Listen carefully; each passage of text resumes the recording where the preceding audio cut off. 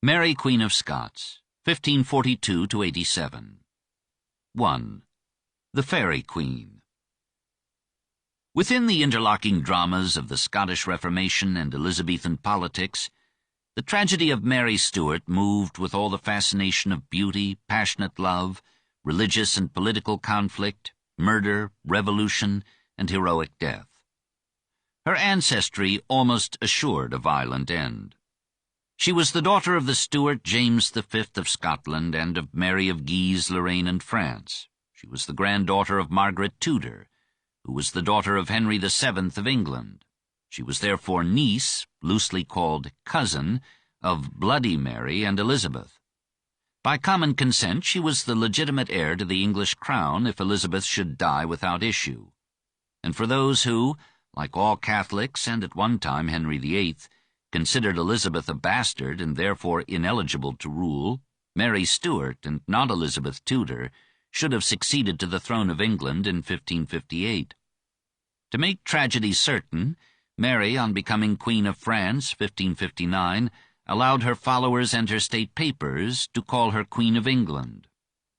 It had long been a vain pretense of French kings to be also kings of England, and of English kings to be also kings of France. But in this case the pretense came close to a generally acknowledged claim. Elizabeth could not be sure of her crown as long as Mary lived. Only common sense could have saved the situation, and sovereigns rarely stoop so low. Mary was offered kingdoms within a year of her birth. Within a week of her birth, her father's death made her Queen of Scots. Henry VIII, hoping to unite Scotland as an appanage to England, proposed that the infant be betrothed to his son Edward, be sent to England, and be there brought up, presumably as a Protestant, to be Edward's queen.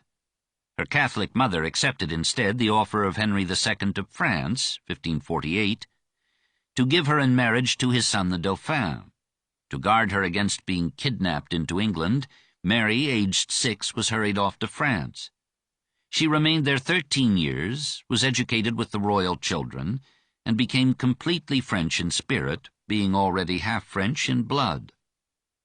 As she matured into youth, she developed all the charms of young womanhood in beauty of features and form, sprightliness of mind, and merry grace of ways and speech. She sang sweetly, played the lute well, talked Latin, and wrote poetry that poets affected to praise.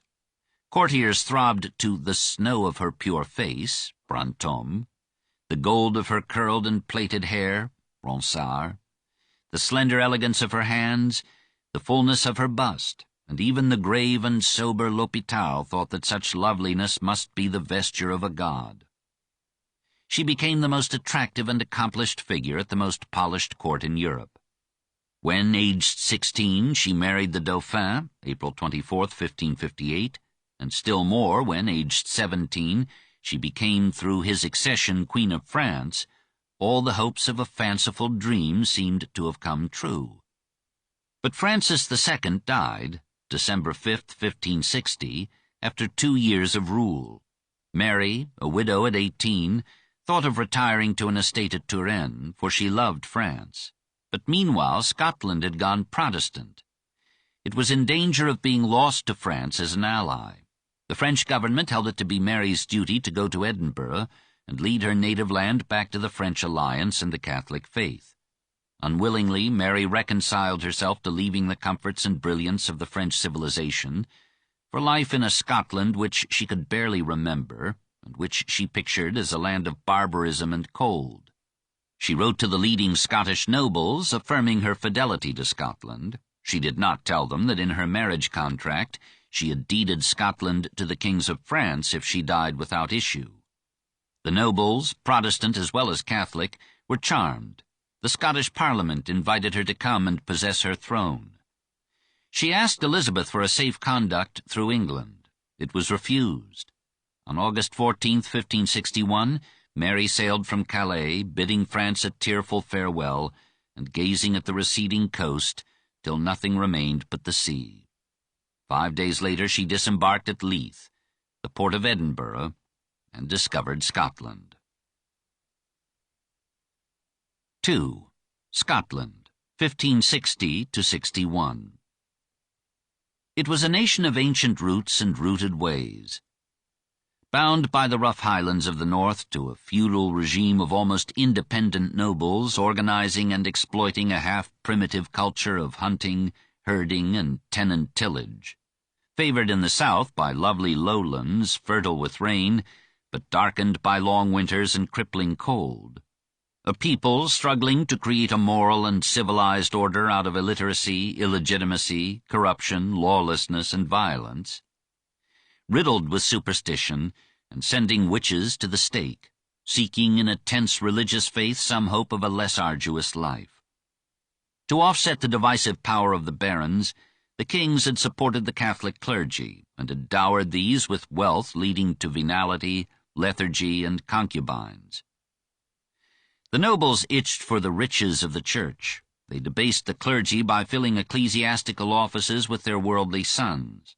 They declared for the Reformation, and made the Scottish Parliament, which they controlled, the master alike of church and state. External danger was the strongest incentive to internal unity. England felt unsafe in an island shared with her by untamed Scots. Time and again she sought, by diplomacy, marriage, or war, to bring Scotland under English rule. Fearful of absorption, Scotland allied herself with a France traditionally hostile to England.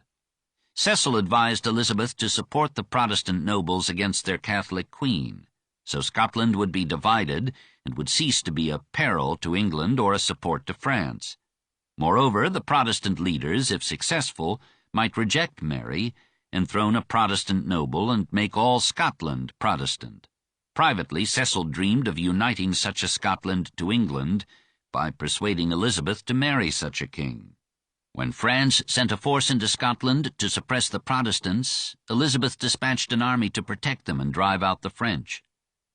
Beaten in the field, the French representatives in Scotland signed at Edinburgh, July 6, 1560, a fateful treaty requiring not only that the French should leave Scotland, but that Mary should cease to claim the throne of England. On the advice of her husband, Francis II, Mary refused to ratify the treaty. Elizabeth took note. The religious situation was equally confused. The Scottish Reformation Parliament of 1560 officially abolished Catholicism and established Calvinist Protestantism as the religion of the state. But these acts did not receive from Mary the royal ratification then required to make parliamentary decrees the law of the land. Catholic priests still held most of the Scottish benefices. Half the nobles were papists, and John Hamilton, of royal blood, still came to Parliament as the Catholic primate of Scotland. In Edinburgh, however, and in St. Andrews, Perth, Stirling, and Aberdeen, a large proportion of the middle classes had been won to Calvinism by devoted preachers under the lead of John Knox. In the year before Mary's coming, Knox and his aides drew up a book of discipline, defining their doctrine and purposes. Religion was to mean Protestantism. The godly were to mean Calvinists alone. Idolatry was to include the Mass, invocation of saints, adoration of images, and the keeping of the same, and the obstinate maintainers and teachers of such abominations ought not to escape the punishment of the civil magistrate. All doctrine repugnant to the gospel was to be utterly suppressed as damnable to man's salvation. Ministers were to be elected by the congregations, were to establish schools open to all godly children, and were to have control of the Scottish universities, St. Andrews, Glasgow, and Aberdeen. The wealth of the Catholic Church and the continued ecclesiastical tithes were to be devoted to the needs of the ministers, the education of the people, and the relief of the poor. The new kirk, and not the secular state, was to legislate on morals and prescribe penalties for offences: drunkenness, gluttony, profanity, extravagance of dress, oppression of the poor, obscenity, fornication, and adultery. All who resisted the new doctrine or persistently absented themselves from its services were to be turned over to the secular arm, with the Kirk's recommendation that they be put to death. However, the lords who dominated Parliament refused to accept the Book of Discipline, January 1561. They had no relish for a powerful and independent Kirk, and they had their own plans for using the wealth of the superseded church. The book remained the goal and guide of the Kirk's development.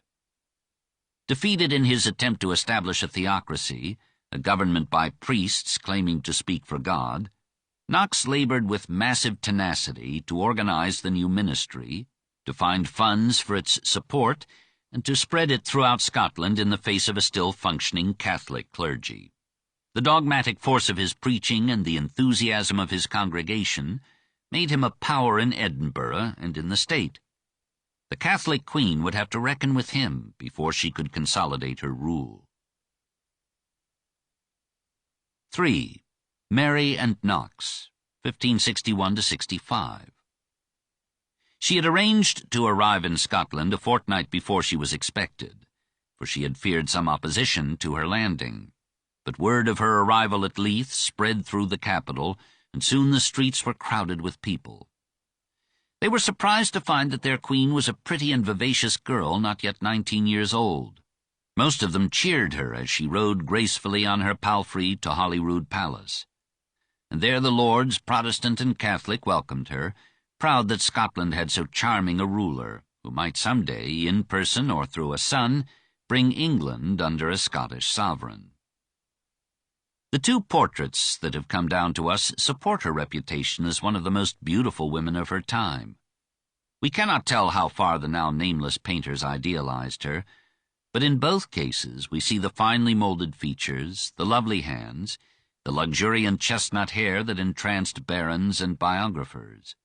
Yet those pictures hardly reveal to us the real attractiveness of the young queen, her buoyant spirit, her laughing mouth, her nimble-witted speech, her fresh enthusiasm, her capacity for kindness and friendliness, her longing for affection, her reckless admiration of strong men.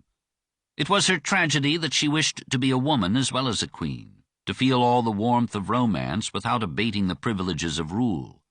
She thought of herself in terms of chivalric tales, of proud yet gentle beauties, at once chaste and sensuous, capable of ardent longing and sensitive suffering, of tender pity, incorruptible loyalty, and a courage rising as danger rose.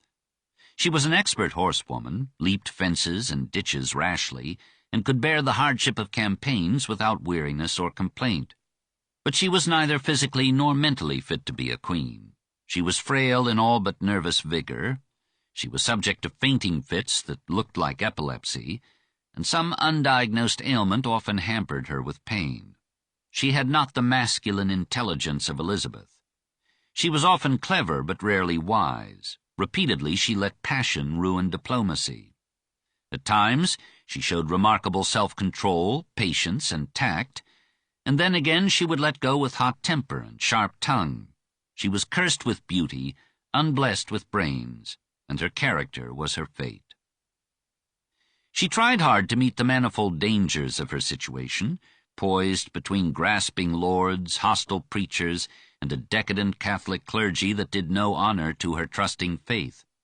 She chose as leaders of her Privy Council 2 Protestants, her bastard half-brother Lord James Stuart, later Earl of Murray, or Moray, aged 26, and William Maitland of Lethington, 36, who had more intellect than his character could handle, and who shifted from side to side in compromises till his death. The goal of Lethington's diplomacy was admirable, the union of England and Scotland as the only alternative to a consuming hostility. In May of 1562, Mary sent him to England to arrange an interview between herself and Elizabeth. Elizabeth consented, but her council demurred, fearing that even the most indirect admission of Mary's claim to the succession would encourage Catholic attempts to assassinate Elizabeth. The two queens corresponded with diplomatic affection, while each sought to play cat to the other's mouse. Mary's first 3 years of rule were a success in everything but religion.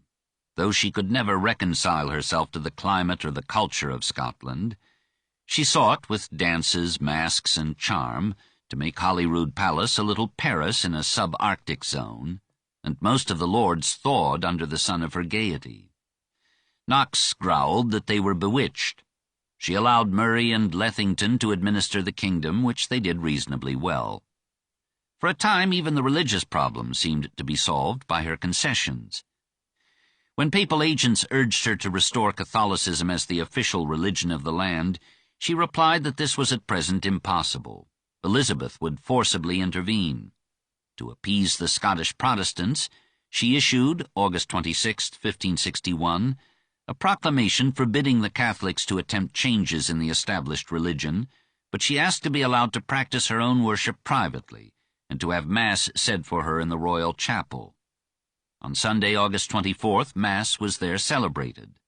A few Protestants gathered outside and demanded that the idolatrous priest should die, but Murray barred their entry into the chapel, while his aides led the priest to safety. On the following Sunday, Knox denounced the Lords for permitting the Mass, and told his congregation that to him one Mass was more offence than 10,000 armed foes. The Queen sent for him and strove to win his tolerance. On September 4th, in her palace, the two faiths met in a historic interview, whose details are known to us only from Knox's report. She reproached him for having stirred up rebellion against the duly constituted authority of her mother, and for having written his blast against the monstrous regiment of women, which had denounced all female sovereigns.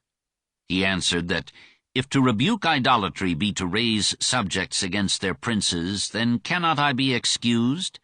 For it has pleased God to make me one amongst many, to disclose unto this realm the vanity of the papistical religions, and the deceit, pride, and tyranny of that Roman Antichrist, the Pope. As for the blast, madam, that book was written most especially against that wicked Jezebel of England, Mary Tudor. Knox's report continues, Think ye, quote she, that subjects may resist their princes? If he, Knox, replied, their princes exceed their bounds, it is no doubt they may be resisted even by power.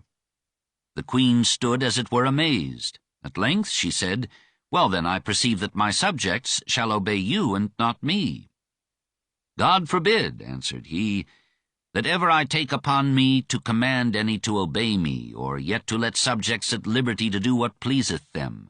But my travail is that both princes and subjects obey God. And this subjection, madam, unto God and unto his troubled church is the greatest dignity that flesh can get upon this earth. Yea, quoth she, but ye are not the kirk that I will nourish. I will defend the kirk of Rome, for I think it is the true kirk of God. Your will, quoth he, madam, is no reason. Neither doth your thought make that Roman harlot to be the true and immaculate spouse of Jesus Christ. And wonder not, madam, that I call Rome a harlot, for that church is altogether polluted with all kind of spiritual fornication. My conscience, said she, is not so. If this conversation is faithfully reported, it was a dramatic confrontation of monarchy with theocratic democracy, of Catholicism with Calvinism. If we may believe Knox, the Queen took his reproofs without retaliation, merely saying, Ye are our saying, overmuch sore for me. She went off to dinner, and Knox to his ministry. Lethington wished Mr. Knox would deal more gently with her, being a young princess unpersuaded. His followers did not feel that he had been too hard with her. When she appeared in public, some called her idolater, and children informed her that hearing Mass was a sin. The Edinburgh magistrates issued a decree of banishment for monks, friars, priests, nuns, adulterers, and all sick, filthy persons. Mary deposed the magistrates and ordered new elections. At Stirling, the priests who tried to minister to her were driven off with bloody heads, while she wept helplessly. The General Assembly of the Kirk demanded that she should be forbidden to hear Mass anywhere, but the Lords of the Council refused to comply. In December 1561, a hot dispute arose between the Council and the Kirk over the distribution of ecclesiastical revenues. The Protestant ministers were allotted a sixth, the Queen a sixth, the Catholic clergy, still in the great majority, 2/3. Knox summarized the matter by saying that 2 parts were given to the devil, and the third was divided between the devil and God. The ministers received, on an average, 100 marks, about $3,333, per year. Throughout the ensuing year, the clergy of the kirk continued to denounce the Queen. They were scandalized by the masques and revels, the singing, dancing, and flirting that went on at Mary's court. She diminished her amusements in deference to the protests, but the ministers felt that she had yet far to go, for she still heard Mass. John Knox, wrote a contemporary, thundereth out of the pulpit, so that I fear nothing so much as that one day he will mar all. He ruleth the roost, and of him all men stand in fear. Here again the Reformation came to grips with the Renaissance. On December 15, 1562, Mary summoned Knox. Before Murray, Lethington, and others, she accused him of teaching his followers to hate her. He answered, he says, that princes are more exercised in fiddling and flinging than in reading or hearing of God's most blessed word. And fiddlers and flatterers are more precious in their eyes than men of wisdom and gravity, who by wholesome admonition might beat down in them some part of that vanity and pride whereunto all are born, but in princes take deep root and strength by wicked education. According to Knox, the Queen replied with unwonted meekness, If ye hear anything of myself that mislikes you, come to myself and tell me, and I shall hear you. And he answered, I am called, madam, to a public function within the kirk of God, and was appointed by God to rebuke the sins and vices of all. I am not appointed to come to every man in particular to show him his offence, for that labour were infinite. If your grace please to frequent the public sermons, then doubt I not but that ye shall fully understand both what I like and mislike. She let him go in peace, but the war of faiths went on. At Easter of 1563, several Catholic priests who had violated the law by saying Mass were seized by local agents and were threatened with death for idolatry. Some were jailed, some escaped and hid in the woods. Mary sent for Knox once more and interceded for the imprisoned priests. He replied that if she would enforce the law, he would guarantee Protestant docility. Otherwise, he thought the papists deserved a lesson. I promise to do as you require, she said, and for a moment they were friends. At her order, the Archbishop of St. Andrews and 47 other priests were tried for saying Mass and were sentenced to prison. The ministers rejoiced, but a week later, May 26, 1563, when Mary and her ladies attended Parliament in their best raiment, and some of the people cried, God bless that sweet face, the ministers denounced the targeting, tasseling of their tails. And Knox wrote, Such stinking pride of women was never seen before in Scotland. Shortly thereafter he heard that Lethington was trying to arrange a marriage between Mary and Don Carlos, son of Philip II. Feeling that such a marriage would be fatal to Scottish Protestantism, Knox spoke his mind on the subject in a sermon preached to the nobles attending Parliament. And now, my lords, to put an end to all, I hear of the Queen's marriage. This, my lords, will I say, whensoever the nobility of Scotland, professing to Lord Jesus, consents that an infidel, and all papists are infidels, shall be head to your sovereign, ye do so far as in ye leeth to banish Christ Jesus from this realm. The Queen lost her temper. She summoned him and asked, he reports, What have ye to do with my marriage? Or what are ye in this commonwealth? He made a famous reply, A subject born within the same, madam, and albeit I neither be earl, lord, nor baron within it, yet as God made me, how abject that ever I be in your eyes, a profitable member within the same. Mary broke into tears and bade him leave her. His boldness reached its peak in October 1563. A crowd again gathered about the royal chapel to protest against the Mass that was about to be said there. Andrew Armstrong and Patrick Cranston entered the chapel and frightened the priest into retiring. The Queen, who had not been present, ordered the trial of the two Calvinists for invading her premises. On October 8th, Knox sent out a letter bidding all my brethren of all estates, classes, that have preferred the truth, to attend the trial.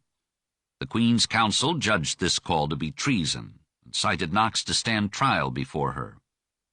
He came, December 21, 1563, but so great a crowd of his supporters gathered in the courtyard and on the stairs, and even to the chamber door where the Queen and her council sat, and he defended himself so skillfully that the council acquitted him, and the Queen said, "Mr. Knox, you may return to your home for this night." "I pray God," he replied, "to purge your heart from papistry." On Palm Sunday, 1564, the indomitable prophet, aged 59, married his second wife, Margaret Stuart, aged 17, a distant relative of the Queen. A year later, the Queen, too, married a second time. 4. The Queen in Love, 1565–68. Whom could she marry without a diplomatic mess? A Spaniard? But France and England would protest, and Protestant Scots would rage. A Frenchman? But England would oppose even to war any renewal of the Scottish-French alliance. An Austrian? The Archduke Charles? But Knox from the pulpit already thundered against union with a Catholic infidel, and Elizabeth let Mary know that marriage with a Habsburg, old foes of the Tudors, would be construed as a hostile act. In a moment of passion, Mary cut the diplomatic knot. Matthew Stuart, Earl of Lennox, who held himself to be the next in line to marry for the Scottish throne, had lost his estates by supporting Henry VIII against Scotland, and had fled to England to elude the Scots' revenge. Now, October 1564, he thought it timely to return. Soon thereafter came his 19-year-old son, Henry Stuart, Lord Darnley, who, through his mother, was, like Mary, descended from Henry VII of England. Mary was charmed by the beardless youth. She admired his skill at tennis and on the lute. She forgave his vanity as the due of his good looks, and rushed into love before she could discern his lack of mind. On July 29, 1565, over the protests of Elizabeth and half her own council, Mary made the lad her husband and named him king. Murray retired from the council and joined the enemies of the headstrong Queen. She enjoyed a few months of troubled happiness. Her need for love had mounted in her 4 years of widowhood. It was pleasant to be desired. She gave her love unstintedly, and without stint she lavished gifts upon her mate. "All dignities that she can endue him with," reported Elizabeth's ambassador, Thomas Randolph, "are already given and granted. No man pleases her that contenteth not him. She hath given over unto him her whole will." Good fortune turned the boy's head. He became dictatorial and insolent, and he demanded joint powers of rule with the Queen. Meanwhile he caroused, drank heavily, alienated the council, had fits of jealousy, and suspected Mary of adultery with David Rizzio. Who was Rizzio? An Italian musician. He had come to Scotland in 1561, aged 28, in the train of the ambassador from Savoy. Mary, fond of music, attached him to her service as organizer of musical fetes. She enjoyed his wit, his quick intelligence, his varied continental culture. As he knew French and Latin well and wrote a fine Italian hand, she used him also as secretary. Soon she let him draft as well as write her foreign correspondence. He became an adviser, a power. He shared in directing policy. He ate with the Queen. Sometimes he sat closeted with her far into the night. The Scottish nobles, seeing themselves superseded and suspecting Rizzio of serving the Catholic cause, plotted to destroy him. At first Darnley himself had been captivated by the clever Italian. They had played together, slept together. But as Rizzio's functions and honors grew, and Darnley's foolishness reduced him to political impotence, the affection of the king for the servant-become minister descended the gamut of feeling to hatred. When Mary became pregnant, Darnley thought she was bearing Rizzio's child. Randolph believed it, and a generation later Henri IV quipped that James I of England must be the modern Solomon, since his father was the harpist David. Having warmed his courage with whiskey, Darnley joined with the Earl of Morton, Baron Riven, and other nobles in a plot to murder Rizzio. They signed a band, pledging themselves to uphold Protestantism in Scotland and to give Darnley the crown matrimonial. full rights as Scotland's king, and the right of succession should Mary die. Darnley promised to protect the signers from the consequences of whatever crime, and to restore Murray and other banished lords. On March 6, 1566, Randolph revealed the plot to Cecil. On March 9th it was carried out. Darnley entered the boudoir where Mary, Rizzio, and Lady Argyle were at supper. He grasped and held the Queen. Morton, Riven, and others rushed in, dragged Rizzio from the room over Mary's helpless protests, and stabbed him to death on the stairs. 56 wounds for good measure and sure. Someone rang the town tocsin. A crowd of armed citizens marched on the palace, proposing to cut Mary to collops, but Darnley persuaded them to disperse. All that night and the next day Mary remained in Holyrood Palace, a prisoner of the assassins. Meanwhile she played upon Darnley's terror and love, and he helped and accompanied her when, on the following night, she escaped and fled to Dunbar. There, vowing revenge, she issued an appeal to all loyal supporters to come to her defense. Perhaps to divide her enemies, she recalled Murray to her council. The most effective of those who offered her protection was James Hepburn, 4th Earl of Bothwell. A strange and fateful character, not handsome but strong of body, passions, and will, an adventurer on land and sea, skilled with sword and rapier, cowing men with his cool audacity, alluring women with his talk, his recklessness, and his reputation for seducing them, but also a man of superior education, a lover of and author of books in an age when many a noble Scot could not write his name. At first the Queen had disliked him, for he had spoken ill of her, but that is one way of winning a woman's interest. Then, seeing his martial qualities, she had appointed him Lieutenant of the Border. Hearing of his familiarity with ships, she had made him Lord Admiral. Learning of his desire for Lady Jane Gordon's hand, she promoted their marriage. Now, fearing the assassins of Rizzio and suspecting her husband's complicity, she turned to Bothwell for protection and advice. She did not take to him precipitately, but his masculine qualities of courage, vigor, and confidence were those that her feminine nature had longed for and had not found in Francis II or Darnley. She noted how respect for his sword and his troops drove the conspirators into hiding or submission. Soon she felt secure enough to return to Holyrood. Though Knox had approved the murder of Rizzio, Mary quieted the ministers for a while by making better provision for their maintenance. The common Scots, never in love with the lords, sympathized with her, and for a few months more she enjoyed a general popularity.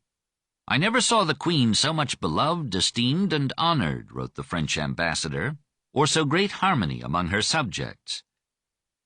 Nevertheless, as she approached her confinement, she was obsessed with the thought that she would be murdered or deposed in her helplessness.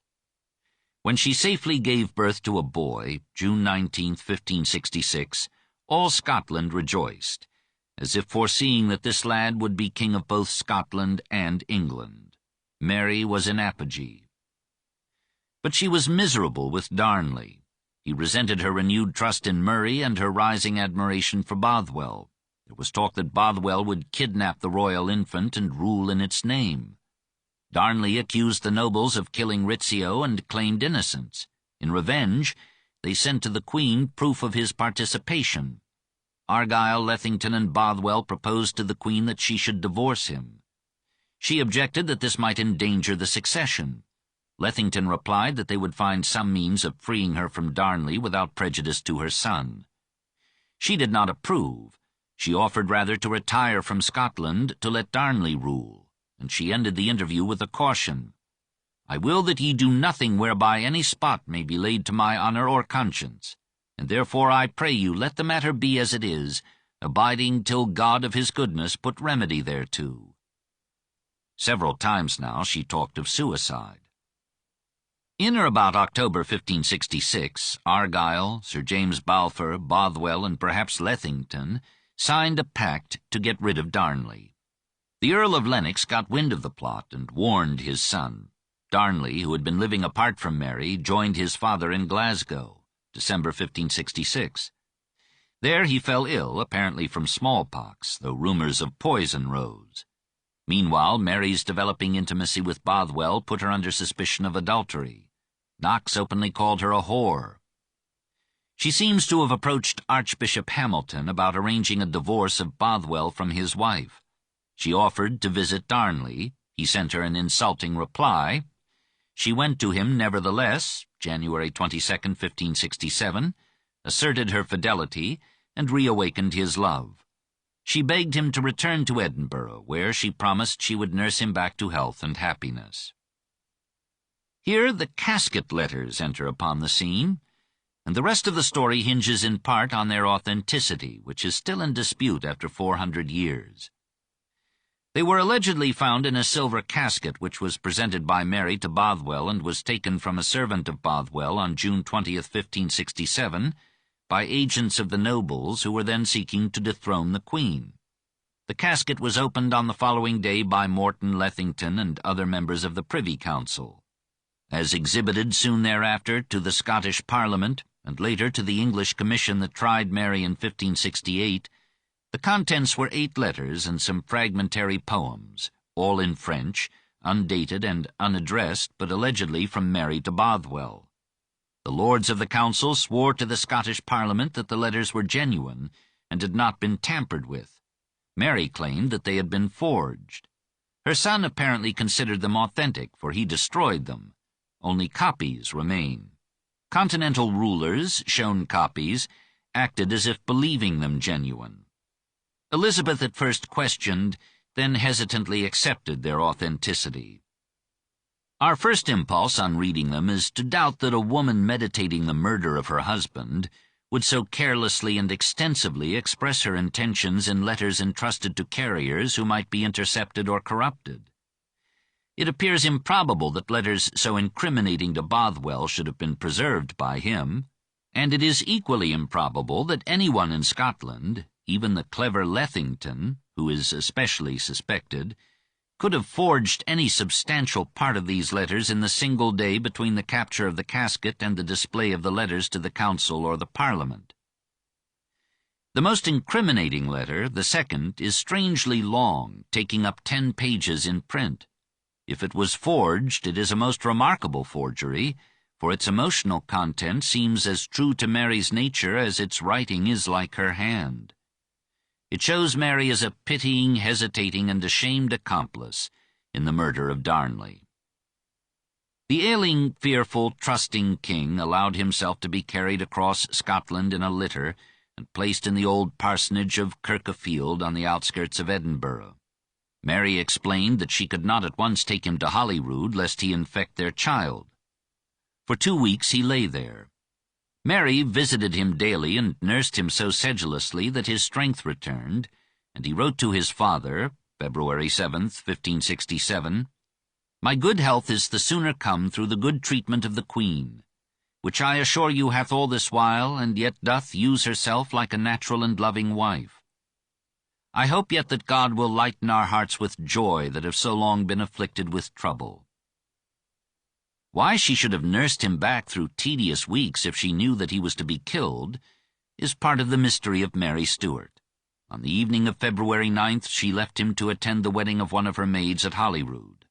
That night an explosion occurred in the Kirkafield house, and in the morning Darnley was found dead in the garden. Mary at first behaved like an innocent woman. She mourned and lamented and vowed vengeance. She had her room draped in black and curtained from the light, and she remained there in darkness and solitude. She ordered a judicial inquiry and proclaimed a reward in money and land for information leading to the capture of the criminals. When placards appeared on city walls charging Bothwell with the murder, some implicating the Queen, a proclamation called upon the accusers to come forth with their evidence and promised the informers protection and rewards.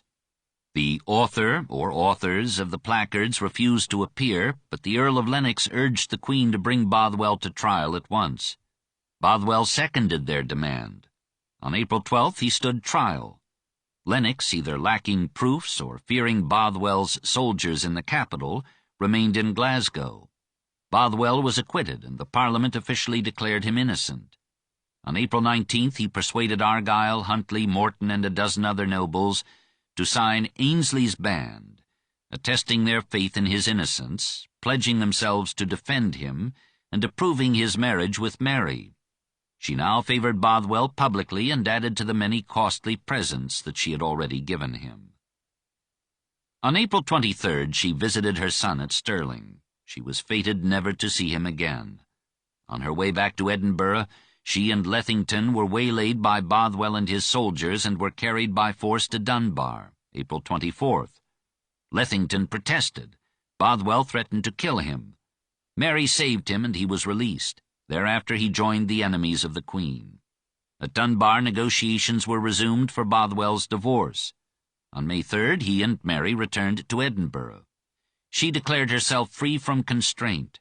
On May 7th, he was granted a divorce, and on the 15th, her Catholic confessor having refused to marry them, they were married according to the Protestant rite by the once Catholic Bishop of Orkney. Catholic Europe, formerly devoted to Mary, now turned against her as a lost soul. The Catholic clergy of Scotland stood aloof from her. The Protestant ministry called for her deposition. The populace was hostile. A sympathetic few attributed her reckless infatuation to a love potion given her by Bothwell. On June 10th, an armed band surrounded Borthwick Castle, where Mary and Bothwell were staying. They escaped, Mary dressed as a man. At Dunbar, Bothwell gathered 1,000 men, and with them he and Mary sought to force their way back to Edinburgh. They were opposed at Carbery Hill, June 15th, by an equal force bearing a banner painted with figures of Darnley dead and the child James VI. Bothwell offered to settle the issue by single combat. Mary refused to allow him. She agreed to surrender if Bothwell were permitted to escape. Later she claimed that the rebel leaders had promised loyalty to her if she joined them peacefully. Bothwell fled to the coast and made his way to Denmark. There, after 10 years of imprisonment by the Danish king, he died at the age of 42, 1578. Mary accompanied her captors to Edinburgh amid cries of soldiers and populace. "Burn the whore! Burn her! Kill her! Drown her!" She was placed under guard in the provost's house. Under her window, where she appeared disheveled and half-clad, the crowd continued to threaten her with the coarsest epithets. On June 17th, over her wild protests, she was removed to a remote and more secure imprisonment on an island in Loch Leven, a lake some 30 miles north of the capital. There, according to her secretary, Claude No, she gave birth prematurely to twins. She sent an appeal to the French government. It refused to interfere.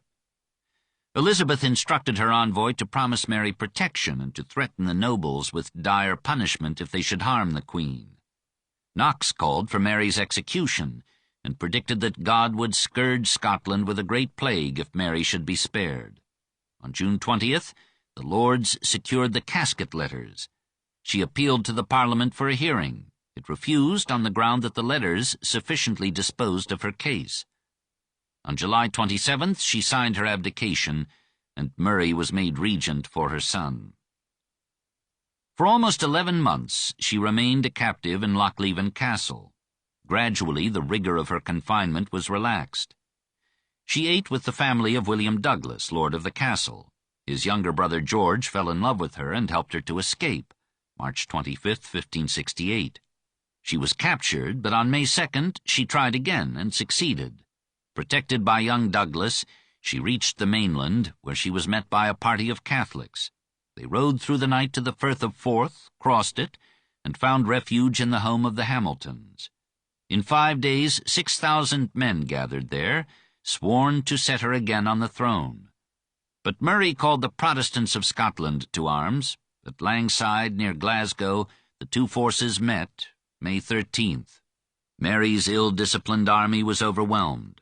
She took flight once more and rode wildly through 3 nights to Dundrennan Abbey on Solway Firth. Now she returned to its donor the diamond that Elizabeth had once given her dearest sister. And she added a message. "I send back to its queen this jewel, the token of her promised friendship and assistance." On May 16th, 1568, she crossed Solway Firth in an open fishing boat, entered England, and left her fate to her rival. 5. Expiation, 1568 to 87. From Carlisle she dispatched another message to Elizabeth, asking for an interview in which she might explain her behavior. Elizabeth, on principle averse to supporting rebellion against a legitimate sovereign, was inclined to invite her, but her counsel confused her with cautions. If Mary were allowed to proceed to France, the French government would be tempted to send an army to Scotland to restore her, and make Scotland again a Catholic ally of France and a thorn in England's rear. Mary's claim to the throne of England would then be supported by French arms as well as by English Catholics. If Mary remained free in England, she would always be a possible source and center of Catholic revolt, and England was at heart still predominantly Catholic. If England should force the Scottish nobles to re-enthrone their queen, their lives would be endangered and England would lose her Protestant allies in Scotland. Cecil would probably have agreed with Hallam that the forcible detention of the Queen of Scots violated all law, natural, public, and municipal, but he felt that his overriding responsibility was to protect England. As one function of diplomacy is to dress realism in morality, Mary was told that before her request for an interview with Elizabeth could be granted, she must clear herself of various charges before a trial commission. Mary replied that she was a queen and could not be judged by lay commissioners, especially of another nation, and she demanded freedom to return to Scotland or go to France. She asked to meet Morton and Lethington in Elizabeth's presence, and promised to prove them guilty of Darnley's death. The English council ordered her removed from Carlisle, as too near the border, to Bolton Castle near York, July 13th, 1568. Mary submitted to loose imprisonment there on Elizabeth's promise, "Put yourself in my hands without reserve. I will listen to nothing which shall be said against you. Your honor shall be safe, and you shall be restored to your throne." So mollified, Mary consented to appoint representatives to an examining commission. She tried to please Elizabeth by pretending to accept the Anglican faith and creed, but she assured Philip of Spain that she would never abandon the Catholic cause.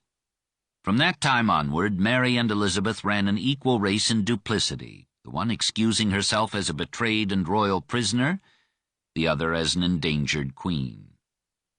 The trial commission met at York, October 4th, 1568. Mary was represented by 7 men, chiefly John Leslie, Catholic Bishop of Ross, and the Catholic Lord Harris of the Western Marches of Scotland. Elizabeth had appointed 3 Protestants, the Duke of Norfolk, the Earl of Sussex, and Sir Ralph Sadler. Before them appeared Murray, Morton, and Lethington, who privately showed the Englishmen the casket letters. If, they said, Mary would recognize Murray as regent and agree to reside in England on a large pension from Scotland, the letters would not be made public. Norfolk, who dreamed of marrying Mary and thereby becoming King of England on Elizabeth's death, refused, and Sussex wrote to Elizabeth that Mary seemed likely to prove her case. Elizabeth ordered the trial transferred to Westminster. There Murray laid the casket letters before her council. Opinion remained divided as to the authenticity of the documents, but Elizabeth ruled that she could not receive Mary until the authenticity had been disproved. Mary asked to be shown the letters, either originals or copies. The commissioners refused, and Mary never saw either copies or originals. The commission disbanded without announcing a decision, January 11th, 1569. Murray was received by Elizabeth and then returned to Scotland with the letters. Mary, angry and defiant, was removed to stricter custody at Tutbury on the Trent. Foreign governments protested. Elizabeth replied that if they saw the evidence that had been presented to the commission, they would consider her treatment of Mary rather lenient than severe. The Spanish ambassador advised Philip to invade England and promised the collaboration of Catholic North England. Philip was skeptical of such aid, and Alva warned him that Elizabeth might order Mary's death at the first sign of invasion or revolt. Revolt came. On November 14th, 1569, the Earls of Northumberland and Westmoreland led a rebel army of 5,700 men into Durham, overthrew the Anglican Communion Board, burned the Book of Common Prayer, restored the Catholic altar, and heard Mass. They planned a dash into Tutbury to release Mary, but Elizabeth balked them by transferring Mary to Coventry, November 23, 1569. The Earl of Sussex, with an army largely composed of Catholics, rapidly suppressed the rebellion. Elizabeth ordered all captured insurgents and their conniving servants to be hanged, and the bodies were not to be removed, but remained till they fell to pieces where they hung. Some 600 men were so disposed of, and their property was confiscated by the Crown. Northumberland and Westmoreland escaped to Scotland. In February 1570, Leonard Dacres led another uprising of Catholics. He too was defeated and fled across the border. In January 1570, Knox wrote to Cecil advising him to order Mary's death at once, for if he strike not at the root, the branches that appear to be broken will bud again. He had now finished his History of the Reformation of Religion within the realm of Scotland, a book making no pretense to impartiality, a narrative inaccurate but vivid and vital, a style quaint and idiomatic, sharp with the tongue of a preacher who called a whore. A bitter man but a great man, building his dream to power more complete than Calvin's, hating heartily, fighting bravely, consuming to the last flicker the incredible energy of a tenacious will. By 1572 he had worn himself out. He could no longer walk unsupported, but he had himself aided every Sunday to his pulpit at St. Giles's. On November 9, 1572, he preached for the last time, and the entire congregation escorted him to his home. He died on November 24th, aged 67, almost as poor as he had been born. He had not made merchandise of the Word of God. He left posterity to judge him. What I have been to my country, albeit this unthankful age will not know, yet the ages to come will be compelled to bear witness to the truth. Few men have had so decisive an influence upon the beliefs of a people. Few of his time equaled him in encouragement given to education, fanaticism, and self-government. He and Mary divided the soul of Scotland between them. He was the Reformation, she was the Renaissance. She lost because she did not know, like Elizabeth, how to marry them. Mary, like some restless tiger caged, tried every corner and possibility of escape. In March 1571, Roberto di Ridolfi, a Florentine banker active in London, made himself an intermediary between Mary, the Spanish ambassador, the Bishop of Ross, Alva, Philip, and Pope Pius V. He proposed that Alva should send Spanish troops into England from the Netherlands, that a Catholic force should simultaneously invade England from Scotland, that Elizabeth should be dethroned, that Mary should be made Queen of England and Scotland, and that Norfolk should marry her. Norfolk was told of the plan, did not clearly approve of it, did not reveal it. Mary tentatively consented. The Pope gave Ridolfi money for the enterprise and promised to recommend it to Philip. Philip made his own approval conditional on Alva's. Alva ridiculed the project as visionary, and nothing came of it but tragedy for Mary's friends. Letters of Ridolfi and Norfolk were found on arrested servants of Mary and the Duke. Norfolk, Ross, and several Catholic nobles were imprisoned. Norfolk was tried for treason and convicted. Elizabeth hesitated to sign the death warrant of so prominent a noble, but Cecil, the English Parliament, and the Anglican hierarchy called for the execution of both Norfolk and Mary. Elizabeth compromised by sending Norfolk to the block, June 2, 1572.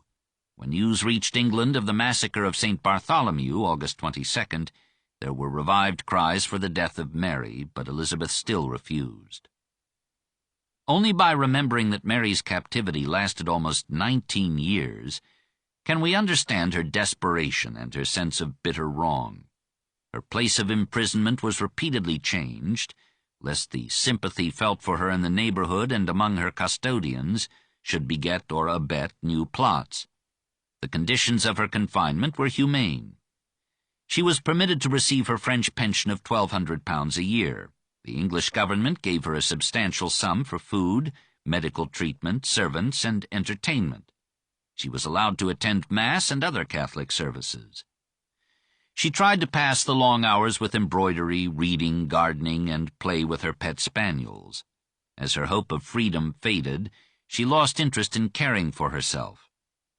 She took less exercise and became flaccid and fat. She suffered from rheumatism. Sometimes her legs were so swollen that she could not walk.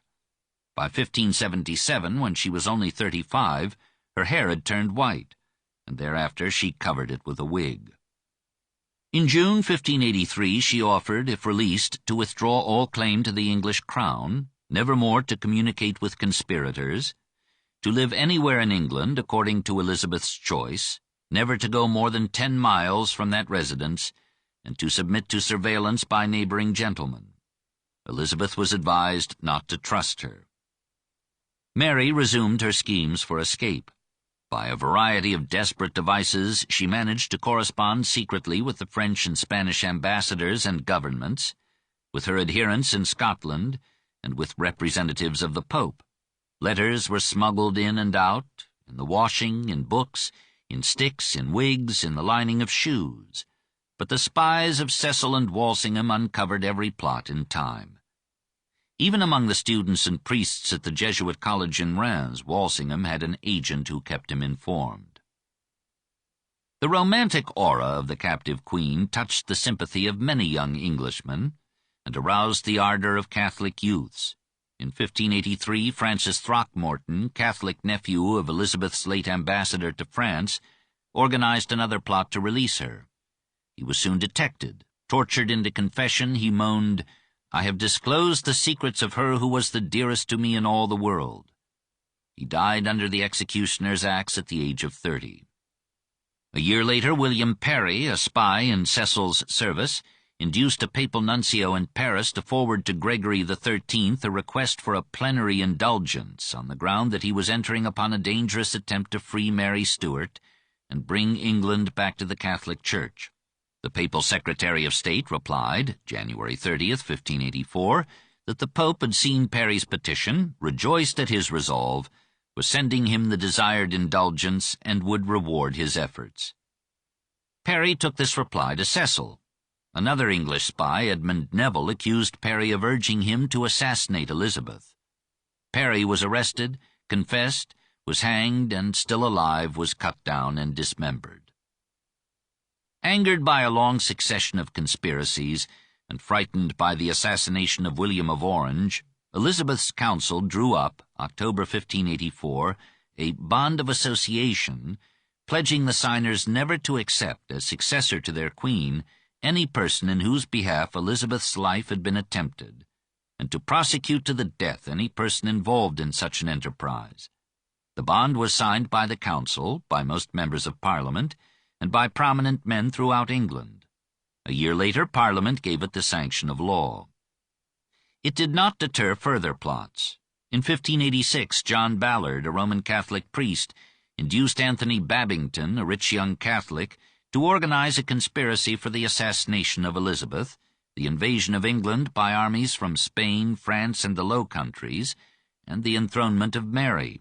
Babington wrote to Mary about the plot, told her that 6 Catholic nobles had agreed to get rid of the usurper of the throne, and asked her approval of the plan.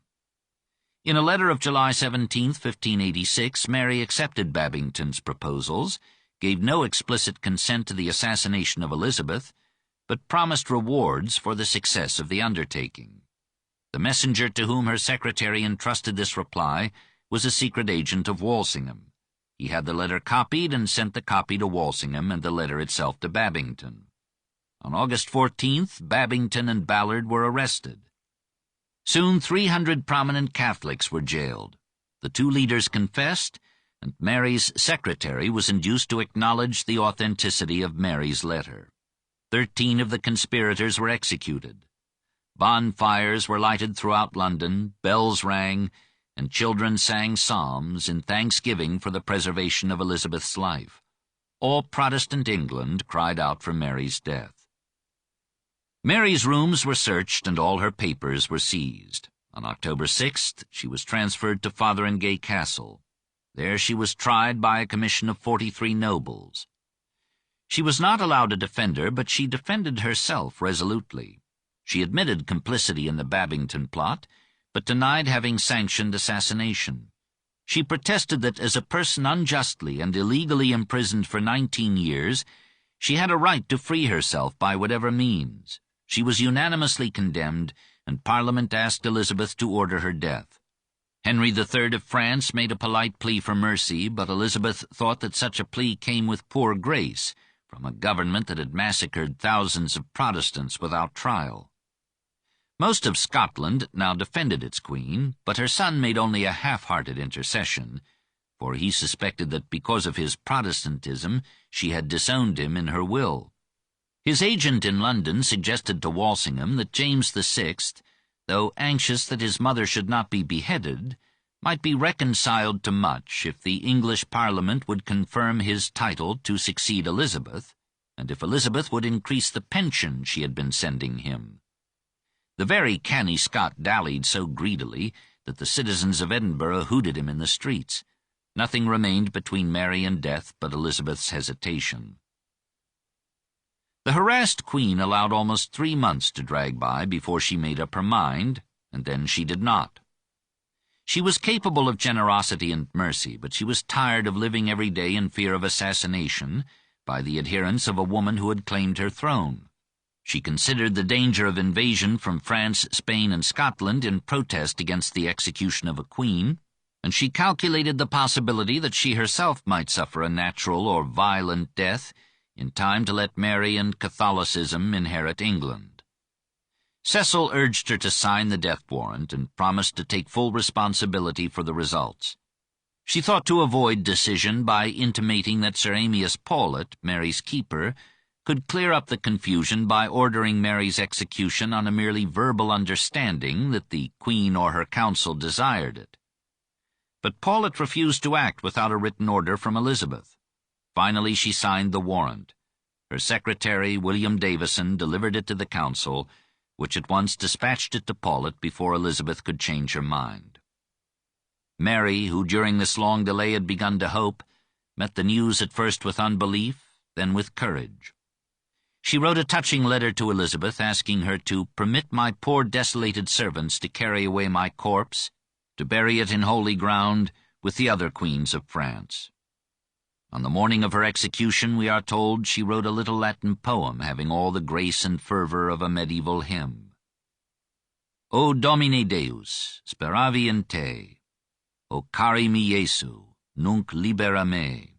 In dura catena, in misera poena, desidero te, languendo, gemendo, et genuflectendo, adoro, imploro, ut liberes me.